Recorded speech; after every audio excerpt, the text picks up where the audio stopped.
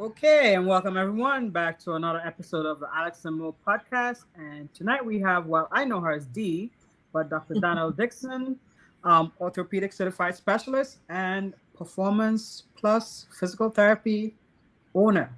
D, welcome to the show. Thank you so much for having me. I'm excited to be here with you guys. Yes, Well, thank you very usually much. Alex becomes a fun boy when we have orthopedic therapists and stuff like that. And tonight I thought I was going to outnumber him because both of us are from Trinidad and Tobago and we're Mm-hmm. women. But it seems Mm-hmm. like, oh, I'm outnumbered because you guys both, you know, did a orthopedic residency, and he's like gushing over like all the technicalities behind working with dancers. So, Alex, you see, you're teasing all evening, so Yeah, that's yeah. good. I'm definitely like like we were talking before we came on. Like, this is very exciting for me because when I did my sports residency, I had the chance to work with dancers, and there's such a unique population. Things that I took away from that experience, which helped me with other things. But yeah, I just and I think we'll get into this, but I think they're athletes. Some may not think so, some may disagree.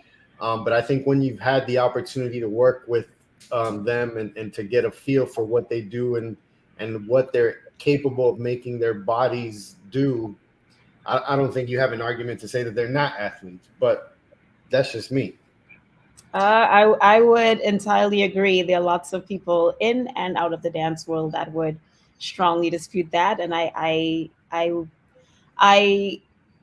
invite you to a duel at any time because I will Well, always fight for this. and I'm on your team. I'm on your team because again, Hopefully, Dr. Monique is on my team too. But Well, it was a very humbling experience for me because at first I didn't think cheerleaders and dancers were athletes because I didn't think it was demanding the practice that they had to do compared to like football and basketball and stuff. But I was wrong. I admit that. So, Mhm, like one of those humbling moments, I've had several in my life and I'm probably going mhm, to continue to have others.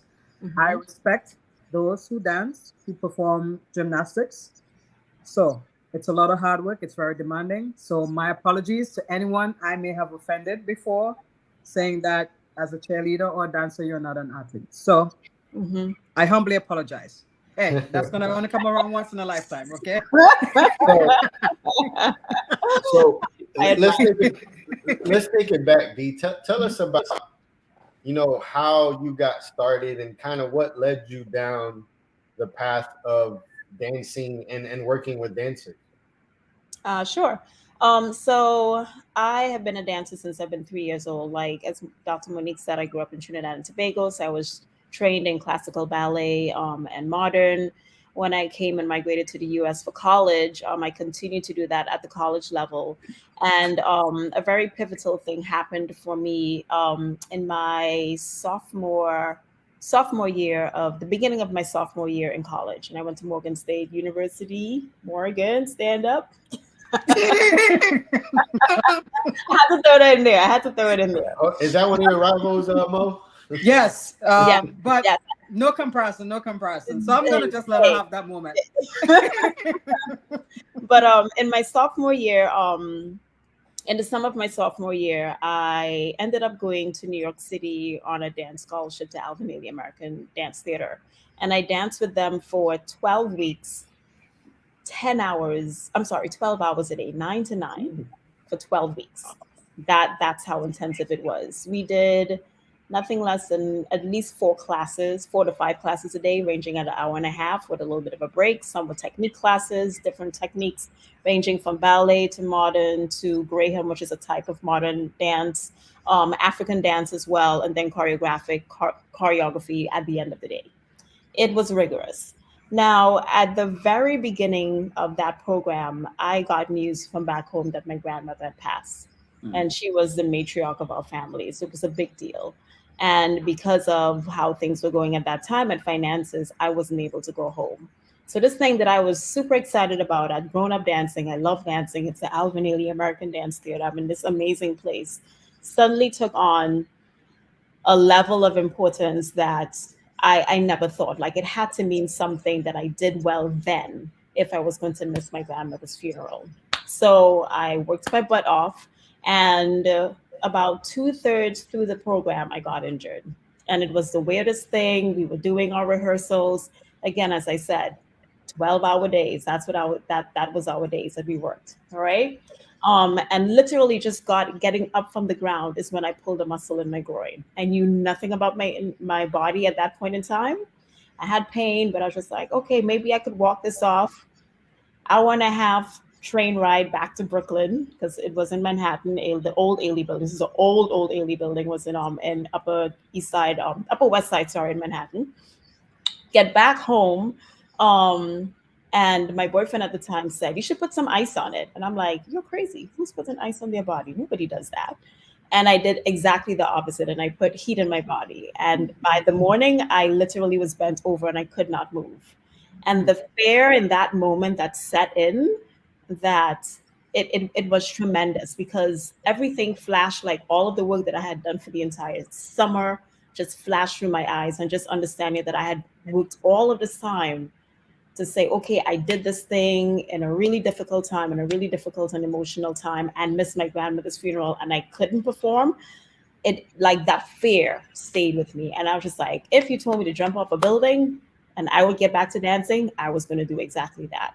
So I set out to find some help. I was lucky enough to get connected to the PTs that were at the school at the time, and was referred to a PT.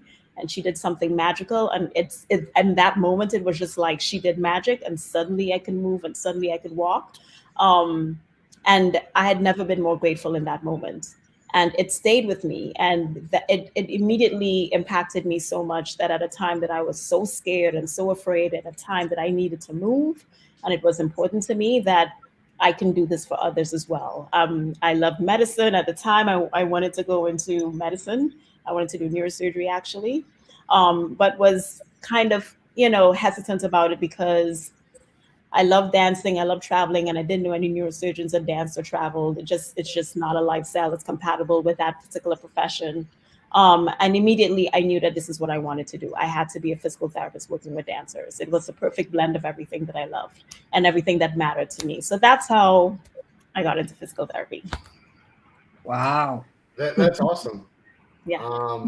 Now, how did your performance go? Like, was it to your satisfaction? I killed it. We figured out what was happening with my groin. I had a solo with if you're in the dance world, in the older dance world, this, with Dwana Smallwood. She was one of the lead dancers in the company at that time, the Albany American Dance Theater Company. So she did a solo on me. I rocked it. I killed it. It like so grandma was happy. Oh yeah, we did what we needed to do. We got That's it awesome. Done, and it was a happy ending. So I'm sure she's proud of you, watching down, happy that you turned your pain into purpose, and you have always been a persistent person since I've known you. So it's awesome to see how much you've grown, and that you are in a specific niche. And you have general practitioners. I consider myself a general practitioner. So we treat in the home. So we treat multiple conditions. But if a dancer wanted to get home health physical therapy, I'm not going to touch that because I don't want to screw them up. I want someone to get the best of everything. So it's already expensive, because I know like soccer is an expensive sport. So dancing, I'm sure it's expensive. But you operate a cash-based business. So how is it that you get clients? How do I afford physical therapy in addition to the hundreds, maybe even thousands that they're already spending to train to perform? Absolutely. So that kind of is kind of diving a bit into the business of any business, in terms of supply, demand, and the quality of the product or the service that you're getting. Because of my experience, because of my background, my specialty is in orthopedics and sports, and of course, performing arts. Because of my dance background, I've done a lot of work in it. I've done research in it, published in it. I've spent the majority of my career doing all of the work in order to make sure that I and armed with the very best evidence-based tools in order to treat these dancers, they come to me to get results. It's as simple as that. If they are coming in, flying in from New York to the Kennedy Center, and they are starting a performance in 3 weeks and they can't squat and there's something funky with their knee, they come to me because they know they can get better in 3 weeks. It's as simple as that.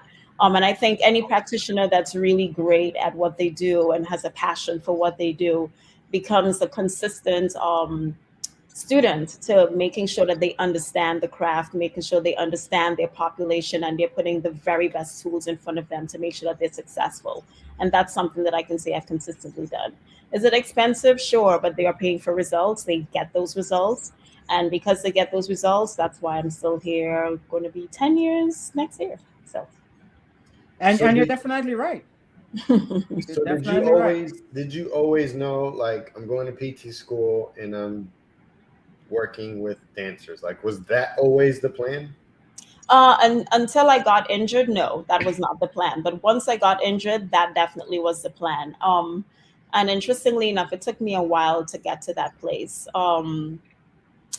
When I graduated, it was that there were two things that were pretty that stood out in my particular PT school experience. And I went to University of Delaware, which is, an amazing program with amazing clinicians there that are teaching the younger generation.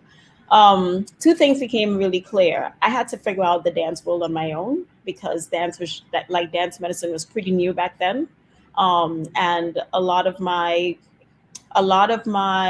teachers weren't familiar with it. So my first dance and my last dance clinical, I actually set up on my own. I went to my professor and I'm like, listen, I'm not doing any neuro. This is what I want to do.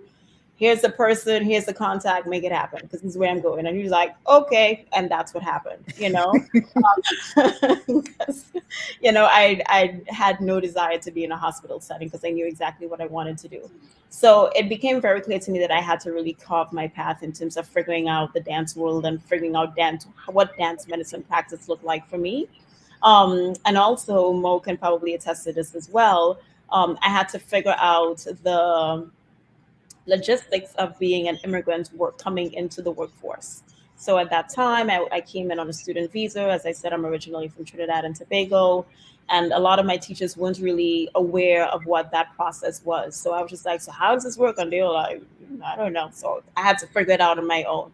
So pairing those two together, it was a little bit of a rocky road for me to pair the need to, to make sure that the immigration side of things as well, and also finding that niche into that specialty population. Many times I wasn't successful, but I got really amazing orthopedic experiences throughout my career that honestly only bolstered my ability to really tune into this specific orthopedic population. And after going through a couple of work experiences, I really decided to strike out and create the environment that I wanted on my own, to really give back to the community that I've been part of since I was 3. So it was a work in progress to get to this place, for sure. Mm-hmm. Definitely. Navigating the immigration part was tough. Sometimes you have to take jobs that may not be your best situation, but it's best in terms of securing transitioning from an F1 visa to H1B visa. Yep. But you make the most of every situation that you're in. And my grandmother always used to say, blessed is a child who has his own. I don't know if it's in the Bible, but she always used to say it's in the Bible. I've yet to see it. It's in her Bible. That's in her Bible. Yeah, it's in hers. But it has definitely been a blessing. The experiences that we've all been through, all 3 of us, to where we are at the point now, because we can get to appreciate the journey even more. And what is it that you have? So you wouldn't be who you are today without having injured yourself years ago. And seeing as an employee what you didn't like. So for sure. You had to go through everything, Yeah. I always say the kind of employee you are, also determines the kind of boss or leader you're gonna be. So Absolutely. And well, you and I both know we went through some stuff. Okay, we went through some stuff, yo. We ain't gonna talk about it on this podcast, but we went, yeah. So We need drinks all to that, Alex. We need drinks to that. Yeah, yeah, yeah, for we need sure. definitely some alcohol for that, for sure. So what advice would you give to new grads? Um, a lot of people are eager. Like I was eager. I've had mentors told me that I needed to slow down, learn the ropes before, I took a big chunk out of the pie. And, as I got into business, I'm realizing what they were saying is true. So a lot of people are eager. They're determined to follow their passion. So a lot of new grads are starting their own businesses early. Mhm. Um, Knowing that you've been in this more than 10 years now, what advice would you give to those new grads? Take your time. We're here to Whew, listen. that's a hard one, because there's so many things to consider as well. I do think that we have to start by acknowledging that the world of new grads is very different to ours in terms of how we came out. They're juggling a whole host of different things that we didn't probably have to deal with, or to the extent, or um, it's just a different world for them. I've recognized, I would say, at least 13 years now. I'm thinking back to my specific work experiences when I did managerial work and was hiring new grads then, and being like, these people are different. Like, what are you asking for? How could you even think of asking for this at this stage, and just being really amazed at the boldness of some of them. And it really kind of made me become in tune to, like, why would someone who is 1 year out ask for a larger salary, or why would they think that this is something that they're entitled to? And the student that new grads are coming out with, I think, really dictates a lot of their decisions, honestly. And I think we would be unrealistic to expect the same road that we took to be something that works for them, because it logistically doesn't. There are lots of us right now who are very advanced in our careers that have shifted quite a bit in figuring out what works for us from a financial status. So we are in a secure place to say, hey, you should do X, you should do Y, but we don't have the debt that they do. So that, I think, that really has impacted a lot of the way that new grads turn up. A lot of them are starting businesses before they graduate. A lot of them are going straight into businesses right away. So what I would say to them is, I do think that you have to look around and surround yourself with mentors who can give you past experience that you would not have ever known, that can guide your future interventions to make sure that you're going in the right direction. I think that's very invaluable, to get mentors and to get people who have been around for a while and are going sort of in the path that you're going. I do think it's important to figure out what works specifically for you. There are lots of people that get hung up on, I want my career to look like Dr. Mo, or I want my career to look exactly like Alex. And every one of us, as you said, are going to go through something different that's going to allow us to show up very differently. And I think the sooner that you embrace the special things about you that you bring to the clinic and you bring to your patients and why they love you, the faster you're going to get in terms of moving forward in your career, because people are going to be attracted to what you bring to the table. Um, from a clinical aspect, I will say that I the analytical side of me, in terms of how I approach my clinical work and how I treat my patients, dislikes how quickly that new grads are specializing, because I think they miss having a really solid baseline and groundwork from which to operate. So, for example, I'll pick on pelvic floor a little bit here. For those new grads that they're like, I love this. This is so cool. I'm passionate about this. I want to go into pelvic floor. And they go straight into that, and they don't do enough experience in terms of developing their skills on the orthopedic side. You find yourself being a one trick pony. Okay, so the only people that you're going to see are the people that exactly fit that description. And I truly believe the beauty of a physical therapist, and the reason why we are unique in the healthcare field and in the rehab field, is because of what's up here. And our ability to adequately diagnose and treat people, and to rule in and rule out diagnoses, to make sure that we pay attention to those yellow and red flags, to make sure the right person is in the right place and getting the right treatment. is something that no other rehab specialist, I believe, has to our degree.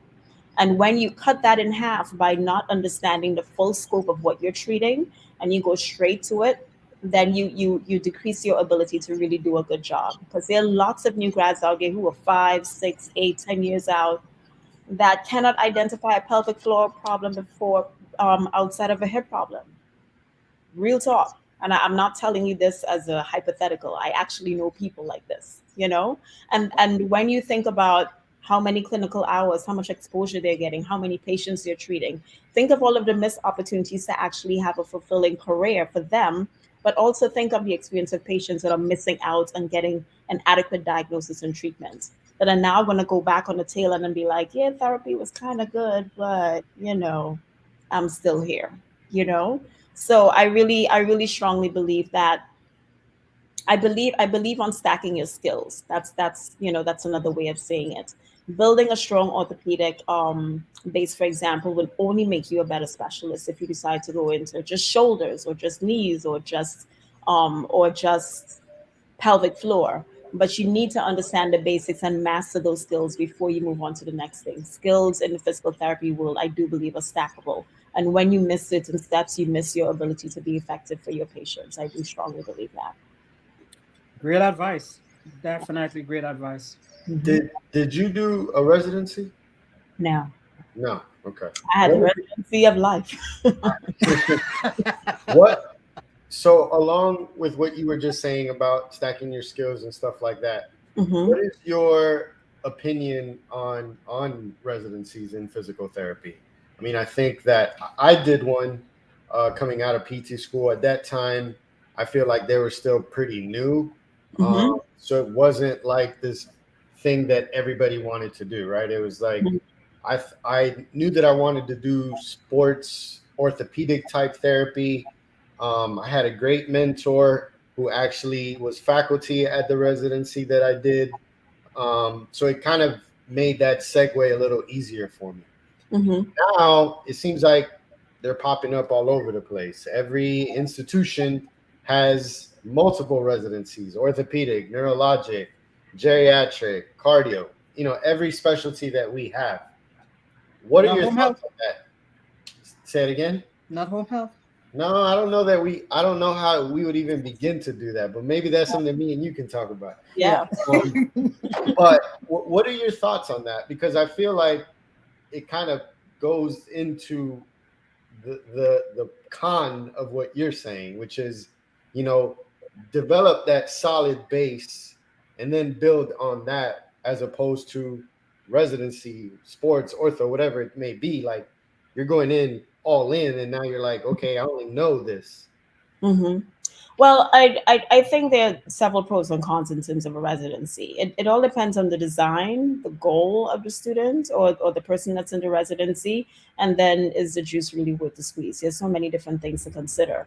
There are postgraduate residencies, and then I think there are residencies, to my understanding, that are built into actual programs, PT programs as well. So I think a residency within a PT program has lots of benefits if you are now going to get a concentrated space of time to develop a specific skill or to learn a population like a sports residency or orthopedic residency. I think it's valuable in that respect. Um, the question that I get asked from a lot of students is that, do you think I should do this dance residency? And I said, and my question always back to them is, what is your goal? Wait, like, what do you want to get out of it? Because it would be valuable if you just want to develop your ability to evaluate and treat really well. But if you're really good at that, maybe what you need is something else. Maybe you need to do differential diagnosis more. Or maybe you need to understand the difference between treating a ballet dancer that's 5 years old and a ballet dancer that's 30 years old.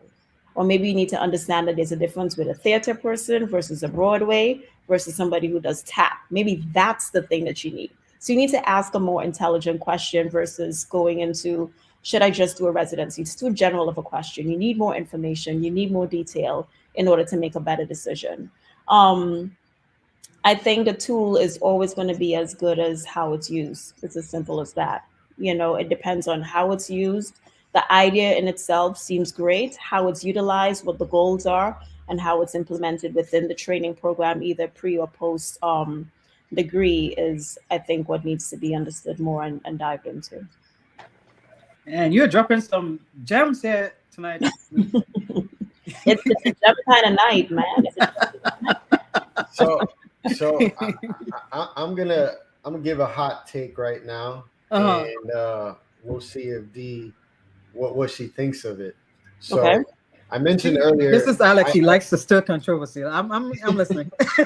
So I mentioned earlier that in my sports residency, I had the opportunity to work with dancers. Granted, these were much younger individuals, middle school to high school, but it was what they did, right? These girls were homeschooled specifically for the reason so that they had the maximum amount of time to dance.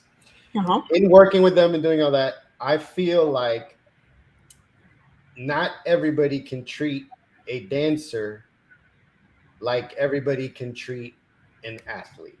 Does that make sense? Absolutely. Okay. Hmm. What are your thoughts on that? I agree with you. That's it's pretty easy. Um, the thing with dancers that I think makes this population unique is as I mentioned before we started, athletes compete against other people or they compete to maybe achieve a specific skill. Dancers are competing against themselves, and the environment and the culture of dance is actually very acutely designed and curated so that there's constantly this inward looking aspect of the dancer to constantly perfect specific things over and over again. They're very detail oriented. They're very much about the look and the shape and the line of their bodies. The dance will very heavily promotes that, and we can get into the aesthetics and if that's a good thing in 2023 when there's more diversity within specifically the ballet world where all of this started a long time ago. But they're the culture of dance really dictates it just has it's a world of its own, to be honest. That I can honestly sit here and talk to you for another 2 hours about all of the crazy things that happens and all of the amazing things equally that happens in the dance world. I think to be an efficient practitioner of and to really reach these athletes, you do have to have a strong orthopedic base. You have to be very quick in your in your diagnosis. You have to be very good at differential diagnosis because a lot of things hide in these athletes, along with them just not even reporting things because they just want to perform.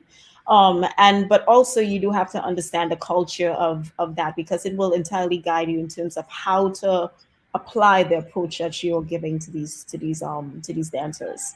I'll give you a very interesting example that I'm working with right now. I had a young dancer that came back from her. She started a program just like you described, where she's dancing all day. She's been there for about a year. She went away. She came back here. Her dad brings her in, and she's a really young dancer, beautiful dancer, but also very quiet. So there are two things going on here. She's Asian, so there is that cultural affect, and then there's the culture of dance. So those two things layered on top of one another. So you have to pay attention. You have to really dive in. And she comes in and she's like, yeah, I've been doing okay. My legs hurt a little bit. That's it. That's all she says. Okay. I do an exam, nothing less than 6 diagnoses: Achilles tendonitis, bilateral shin splints. I tap the tibia. She lights up off the table, pes anterine bursitis, hip strain, back strain, like a whole bunch of stuff. I'm okay. I just have a little pain. You hear the difference? Whole bunch of different things. So she has coming up for her uh, a 2 week intensive in one city. And then 2 weeks after that intensive, a 6 week intensive, which is at a pretty prestigious place that she's really excited about going. And I'm like, girlfriend, you can't jump. You know what I mean? Like, you have shin splints. There's a good chance you may possibly have a stress reaction at this point. I don't know, but you can't jump. And it was literally a 20-minute conversation to kind of explain to her the why behind it. I saw her at the end of one week, at the end of the day on Friday. The next 3 days later, which would be the Monday, all of a sudden she had 0 out of 10 pain when she had reported 8. And we know as PTs, that's not even a She thing. wants to compete. She She wants wants to to dance. compete.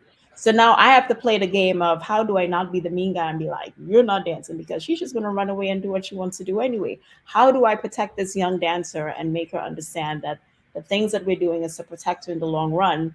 And she needs to look at the long term because the short term of dancing now is not worth the squeeze. And that's a really hard thing to sell because in the dance world, there's a fear, and literally we talked about it the last time I saw her. There's a fear of not reporting injuries because you don't want to get replaced. The thing that's unique about dancers as athletes versus the rest of the athletic world is there's no real mechanism and vehicle for which if a dancer gets injured, they know how to get back to 100%. It is not something that is present in the dance world. You go to any sports, football, tennis, whatever, at the collegiate level, even at the lower levels and stuff like that, the professional levels. There are athletic trainers, there are doctors, there are physical therapists, and there's a clear mechanism by which if an athlete gets injured, there's reporting, there's care, and there's rehab to get back onto the field. That does not exist in the dance world. They have two metrics: you're dancing or you're not, and that's it. So they have been trained even as young as 6 or 7. I've had dancers told me, yes, Susie's hurting, but she's not going to say anything because she wants to dance. Like they know there's nothing to protect them. So I'm the only protection between this dancer and looking out for herself long term and, fighting against her urge to be like, I got to perform now because I only have so much time. And when I turn 30, my body's magically going to disintegrate and I can't dance anymore because ageism is a huge thing in the dance world. Um, and really making her understand that you got to protect this vessel that you're in. This is your ticket. This is your prize. And if you don't protect it now, not only will you not be able to dance effectively next week, next month, next year, but 10 years from now, you're not going to be doing anything at all, you know? So honestly, I forgot the question. I just kept talking. No. how, how much leverage do you think it gives you is with this particular case study that you were a dancer? Like, so you understand the ins and outs of the dance world, right? Like you can go to this young lady and say, I was in your shoes. I've done what you've done to help convey that message, right? Because I think of it as an athlete when I've dealt with athletes, being on the PT side and when I was an athlete myself, like when somebody tells you like, oh, you need to look long term or you need to focus on that, like you're not trying to hear that, right? No. Like, you don't want nothing to do that because in your head you're like, you don't know what I'm going through, you don't know what it is. But in this case, you do because I do. you were a dancer from a very young age. Yeah, So I do. do you factor that into your conversations with this individual and or others? Oh, absolutely. You have to use every leverage as you can with these athletes because they're no different. And regardless of what your opinion of dancers are, they're no different from any other athlete. They will dance until they're mangled and have a foot dragging off and then come into the clinic and be like, can you fix this? I got a show in 3 days. They will do that. Like no joke. And I can speak for ages about some of the crazy injuries that I've seen. Case in point, I've had a dancer stretch herself into labral tears, bilateral labral repairs, stretching. That's it. She wasn't doing anything magical, just trying to get her flexibility. Label tears. It's that crazy. You know what I mean? So again, I use every single tool to my benefit. I do a lot of education with my dancers, not only on the benefits of physical therapy as an intervention to get them better, but also the importance of cross training, of injury prevention, understanding about your nutrition, your hydration, your sleep, all of these things, these incidental things that add up to making sure that they're performing at their best. And that's a lot of the work that I do with the Dance Ready Project as well. I pull in the teachers, I pull in the dads, the moms, I pull everything out of my box in order to make sure they have a support system. And the biggest thing that I teach them is self-advocacy, because it is important for these dancers to feel like they have a voice, and the system that they work in does not facilitate that.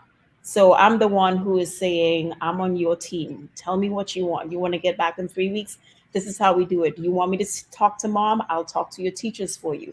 You have to be that person who's going to be their right hand and feel like they have a really strong support system, because a lot of times they don't feel empowered to speak.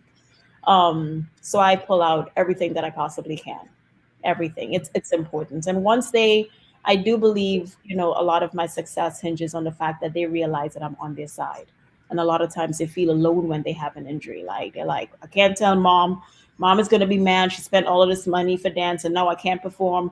I can't tell the teachers because the teacher's gonna say you're letting down all of your friends and now we have to do a cash change, or I put on weight, so now we have to get a new costume. Yes, that's a thing. Like they will put weight. So all of the um, eating disorders in the dance world is a real thing. There will be casting calls that will be said that they will say, you must be this height or you must be this weight because we are not getting new costumes. Like that's a thing. Yeah. So when you have that much pressure in terms of what this external things looks like, in order to that's hinging on your success, they do some crazy stuff. So I really try to make sure that they understand that they're not alone. They're not alone in their injury. They're not the only person to get injured. It's the reason why, I have my Dancing Around Elephant podcast. I highlight dancers who have successfully gotten through injuries. So they have motivation to be like, okay, there's hope, because they don't talk about injuries in the dance world at all. And I make sure that they understand that they have someone who is solely on their side. So, Yeah, I've seen the Well, movie Black Swan. It's crazy. you yep. believe in your product and you sell it. A lot of us push that no pain, no gain, but in the dance world, that's incorrect. Um, Most Mm-hmm. athletes are told to push through, to suck it up. Mm-hmm. Again, that could have an impact on your mental health. I mean, there's a lot of things that you talked about that Mm-hmm. we just got out of Mental Health Awareness Month. So, Yep. is mental health available for these clients, or is that in your toolkit for the program that you and your business partner have created? No, not directly. The most that we do is we probably do we've started putting together some where we're gonna release this in a couple of weeks, but we're starting to put together some dance protocols because there's not a lot of dance protocols in the world. Believe that. Lots of sports Mhm. protocols, nothing for dance. Concussions, nothing. You know, um, you know, a lot of different things we're trying to put together. One I'm working on is also actually sickle cell trait, which is of personal interest to me because that's something that I dealt with as a kid and didn't even realize until I'm like, oh, this is so familiar. This is a thing. But there are lots of people in the dance world who have been focusing on mental health, specifically since the pandemic, because the pandemic was really rough on the performance world. Like Broadway was shut down, everything, like so many performance venues were completely shut down for COVID. Dancers were dancing, in these like 4x4 places at home and getting injured and doing crazy stuff because they had to deal with pets and kids and not dancing to their capacity because the dance will consistently use frequency to progress their strength gains. And we all know how that goes with repetitive overuse injuries. So there have been quite a couple of people who've been putting stuff out there. There's an organization called Minding the Gap, and they do a lot of mental health stuff for dancers. There's the International Association of Dance Medicine and Science. There's quite a few psychologists that are in that organization that do quite a bit of mental health work, offering one-on-one services for dancers, and also offering programs as well. And it's past the mental health as well, Mo. There's also the nutrition aspect. I work with at least two amazing nutritionists, one based here in DC, and another one based in New York, that really starts diving into the mentality or the emotions behind what healthy eating looks like, which is huge for the dance world for the reason that I stated before. And they really provide really amazing resources and tools for these dancers to make sure that they have everything that they need. So the resources are out there. I think we do need stronger vehicles to present these resources in front of dancers, which is all of what the Dance Ready Project is about. Okay, so you said when you were in school, your teachers didn't really know much about performance physical therapy. Hmm.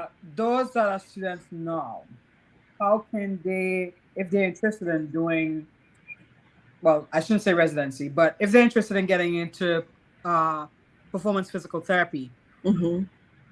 it's a niche. There, Yep. not many people that I know are in it. So, how can they find resources to help navigate that? while in school and beyond graduation? Well, I would say the scope of dance medicine has dramatically multiplied since I've been in school. I will say that even the presence at APTA meetings in terms of your talks, the last one that I went to, I was like, whoa, where did all these people come from? So it's getting a lot more popular, which is great. As I said before, there are different organizations that where you can connect with dance medicine professionals, whether it's physical therapists, athletic trainers, physicians, dance teachers, yoga trainers, all of those people that interact with dancers. IADAMS, International Association of Dance Medicine and Science, is one of them. I'm on one of their boards.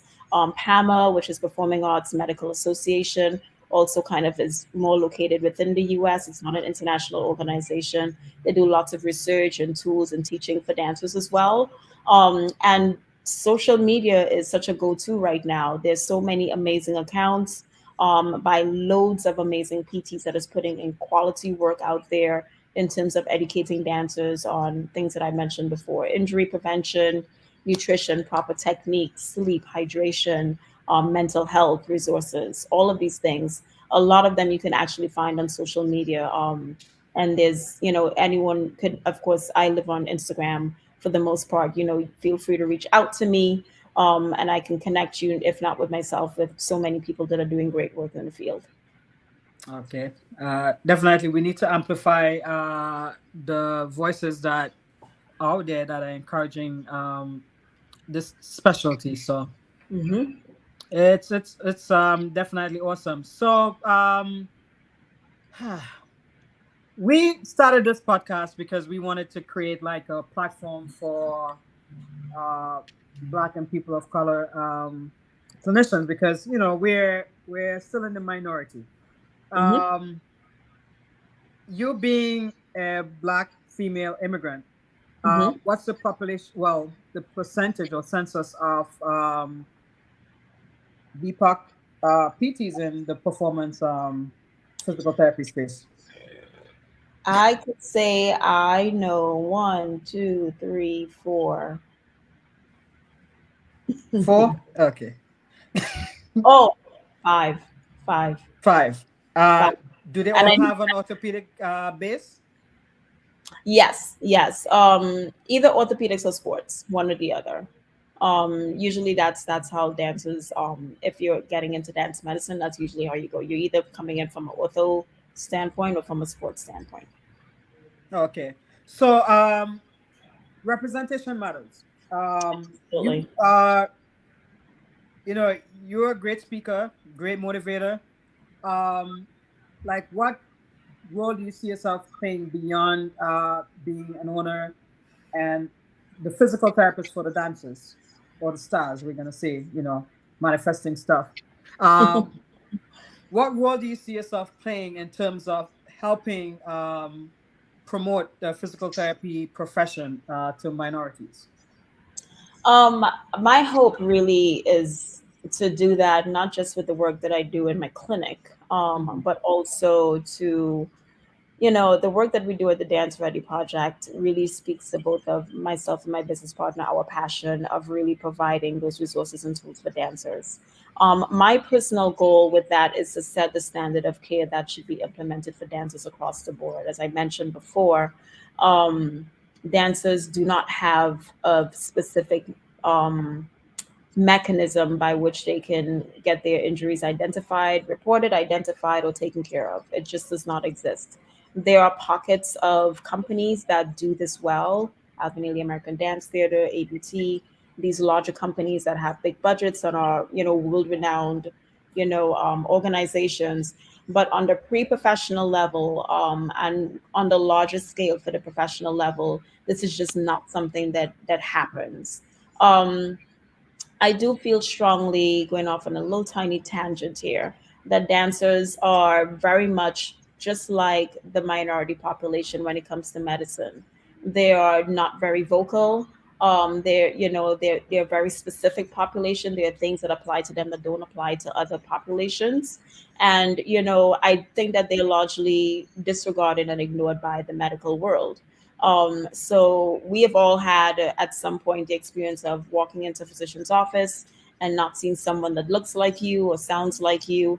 and feeling really intimidated and not feeling empowered to have a voice to speak up and say what's on your mind and to get your needs taken care of. I feel dancers to a large extent are exactly that. It's a little bit of a similarity that runs within that vein. And I think as healthcare providers, there's a lot that we can learn from working with dancers and understanding that the issues that they have is probably the issues that a lot of other patients are going to have coming into any facility to get care. You know, they want to be heard, they want to make sure that their needs are being met, and they want to make sure that they're actually on a path that gets better, that really fits with them.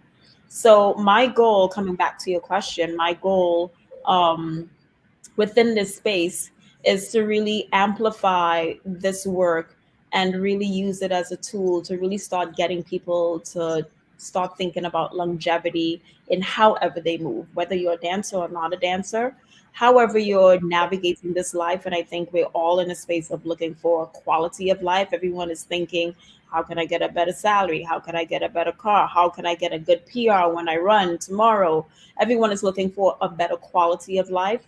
This is my way of contributing to that conversation of saying, this is a population that I want to empower with the tools and resources to get better. A lot of people are looking at this book and being like, huh, this is interesting. This is great for dancers, but it's also planting the seed of this is what I want for myself as well.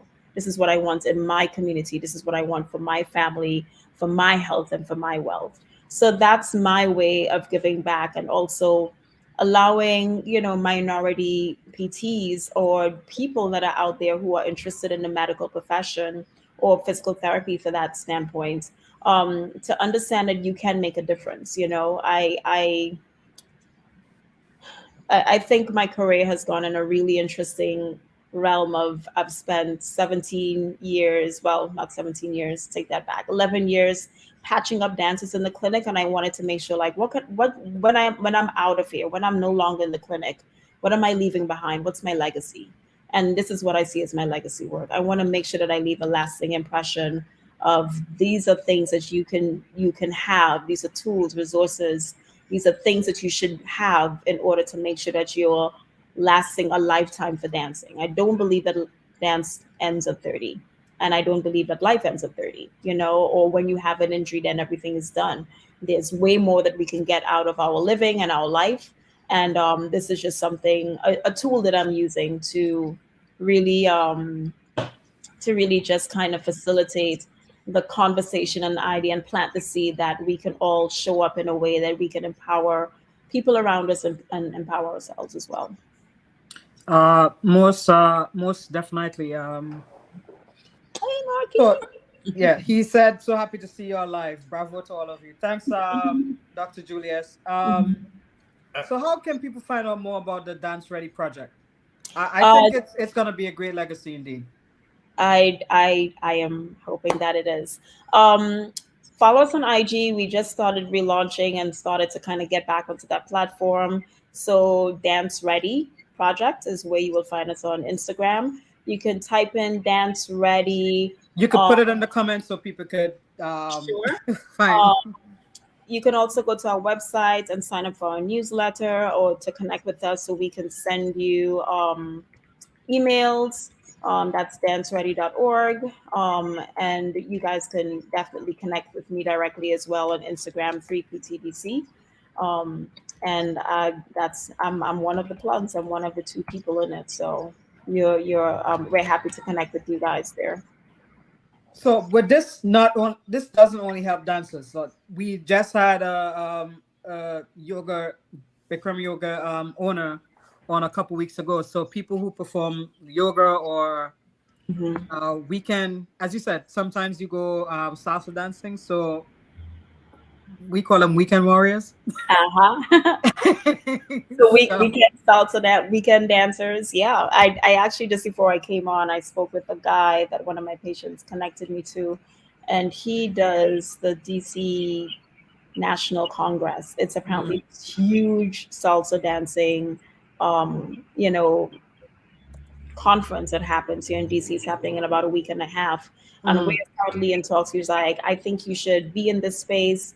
And we're talking about what's going to happen next year. It's a little bit too late this year, of really making sure that we that we have some sort of talk or conversation about the people that are not dancers. What about those are the people that want to move?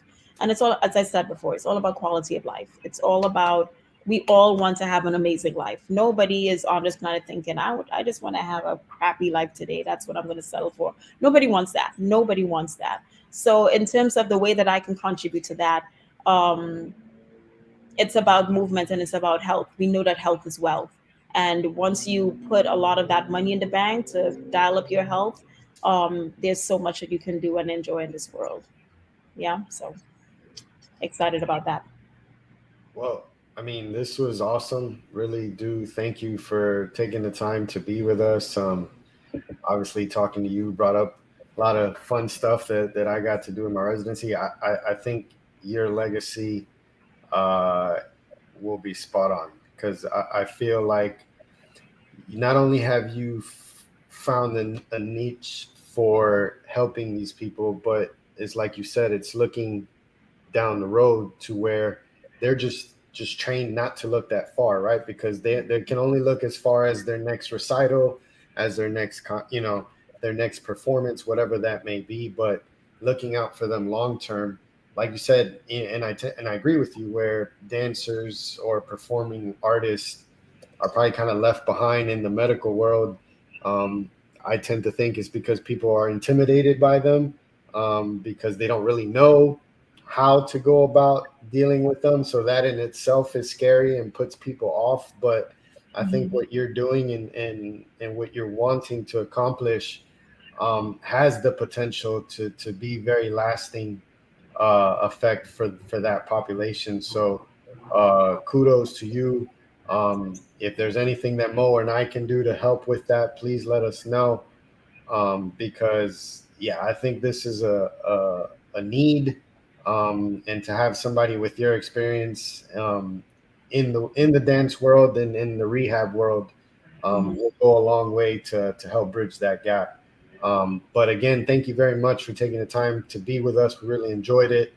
And we look forward to following and seeing all the good stuff that Dance Ready and yourself is got going on. Good. Thank you. No, this was an awesome conversation. Thank you for having me. The way that you guys can support, like, talk about the Dance Ready project. Like, we have some really exciting things that are coming up, and we're excited to really engage the community in the conversations about what's needed for dancers. There is no reason that dancers should be left behind. We are just as much as athletes as anyone else. And there is and there's a lot of work to be done in advocating for this population, and making sure they have the resources and tools that they have to continue their sport and their art form, and we have a lot of work to do as clinicians as well, to make sure that the work that we're doing and the tools that we have get in front of them. I think there's equal work to be done as well. So Absolutely. yeah. All right. So thank you again to all our followers. Always thank you very much. We really appreciate your support. Continue to follow, like, share, retweet, all that good stuff. Go ahead and follow Dance Ready Projects. You can keep up with them, all the cool stuff that they got going on. Again, And you have some upcoming live shows on Instagram, right? Yes, we're gonna probably be doing that within the next 2 or 3 weeks. It's gonna be a 5-day IG live, and the topic is going to be are dancers athletes and is dancers sports. So yeah, come with your opinions. We want to hear you. It's gonna be good. It's gonna be a good conversation. I'm sure it will be. Anything that you're involved in, it's gonna be good. It's gonna be good. It's going to be good, and we're really really interested in kind of engaging the community, even if you're not a dancer. Like, if you're not a dancer, you're a dancer at heart because you watch us perform. You are our audience, so the community that surrounds the dance world, not just the dancers themselves, is equally as important in this conversation, because we are the ones that support dancers and go to their shows. We are the ones that are clinicians that are treating them, or we are the ones that triaging them when they get into an accident or have something. So our opinions matter as well. So this is not just for dancers. We want everyone involved in this. All right. All right. Well, good night, everyone. Thank you, Dee, for joining us. Thank you. Thank you for having me. All right. You're welcome. Have a great evening, everyone. You too.